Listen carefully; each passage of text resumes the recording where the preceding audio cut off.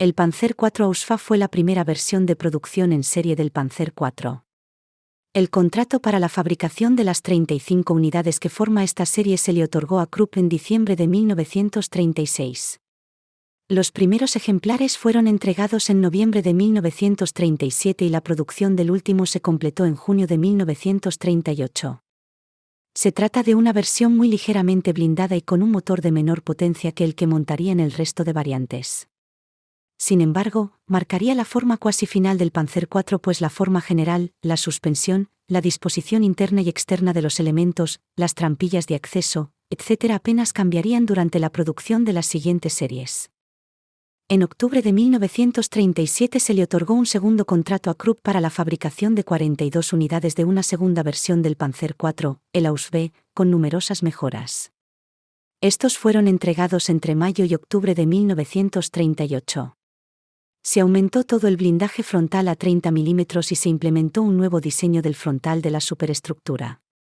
También se cambiaron muchos de los visores y la cúpula de comandante, entre otros cambios menores.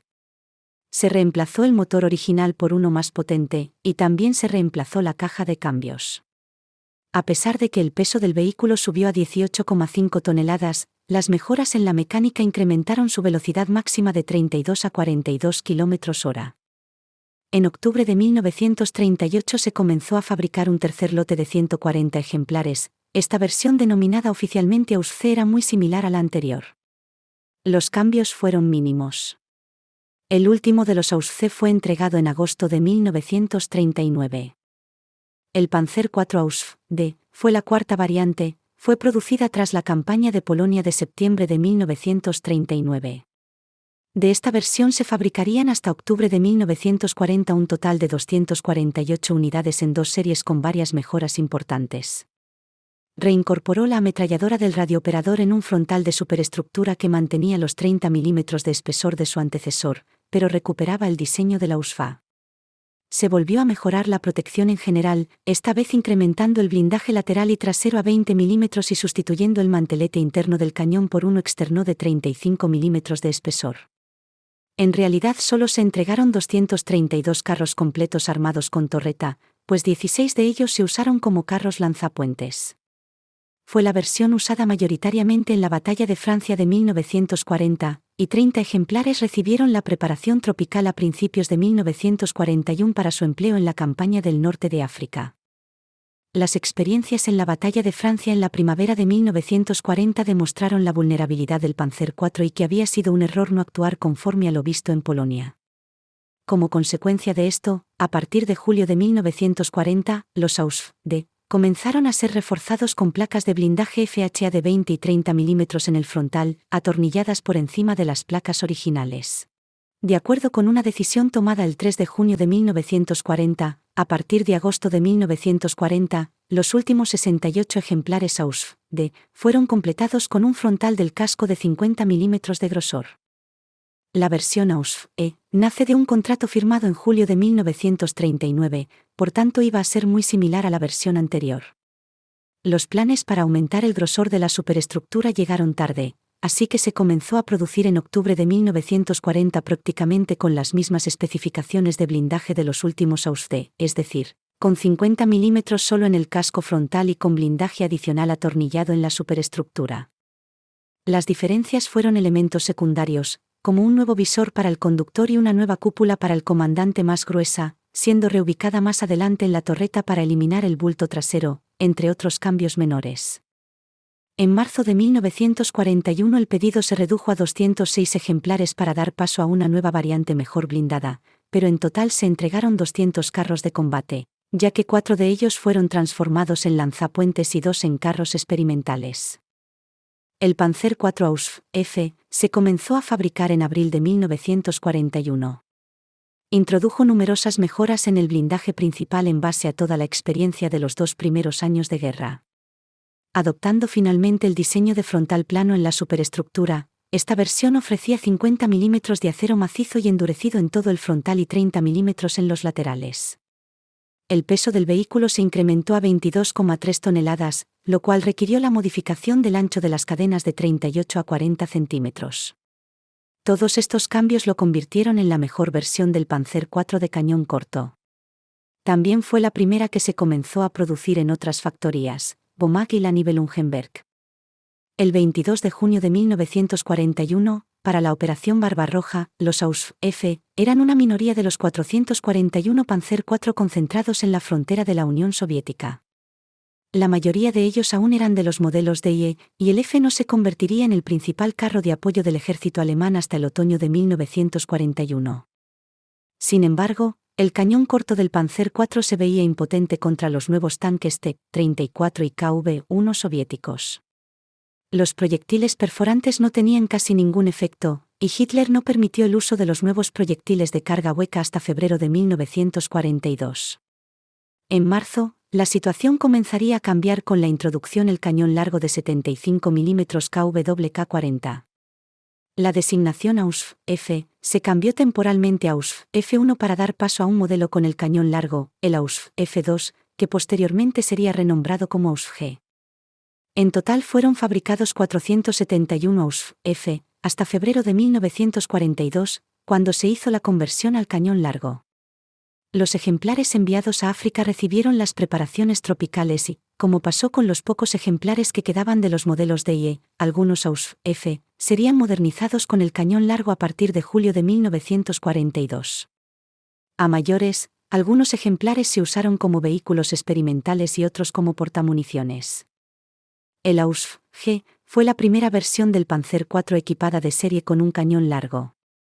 Surgió a partir de la orden dada por Hitler en noviembre de 1941 para la adopción urgente de un cañón más potente que consiguiera batir efectivamente a los nuevos tanques soviéticos.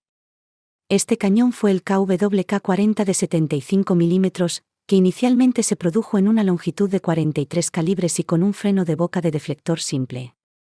La idea se hizo efectiva en marzo de 1942, tras la modificación del soporte del cañón, la resolución de los problemas con la nueva munición y la adopción de una nueva mira. Los últimos AUSF comenzaron a salir de fábrica armados con este nuevo cañón bajo la designación temporal AUSF-2. 3 meses después, en julio de 1942, los Panzer IV de cañón largo fueron considerados una nueva serie, la octava, con la denominación oficial AUSF-G. En agosto de 1942 se comenzó a fabricar una versión mejorada del cañón con una longitud de 48 calibres, que convivió con el anterior hasta abril de 1943. A partir de entonces todos los Panzer IV fueron armados ya con el definitivo diseño del cañón en 48 calibres y con freno de boca de doble deflector. El Panzer IV AUSF-G se convertiría en el principal carro de combate del ejército alemán, mientras se seguían produciendo las que serían las últimas versiones del Panzer III, los AUSF-LM, con el ya casi obsoleto cañón de 50 mm en 60 calibres. En total se fabricaron 1927 carros Panzer IV de esta variante entre marzo de 1942 y junio de 1943. Krupp completó 907 de ellos, Bomag 436, y la Nibelung 587. Aunque al principio no era más que un rearme del modelo anterior, durante su producción sufrieron numerosos cambios y mejoras.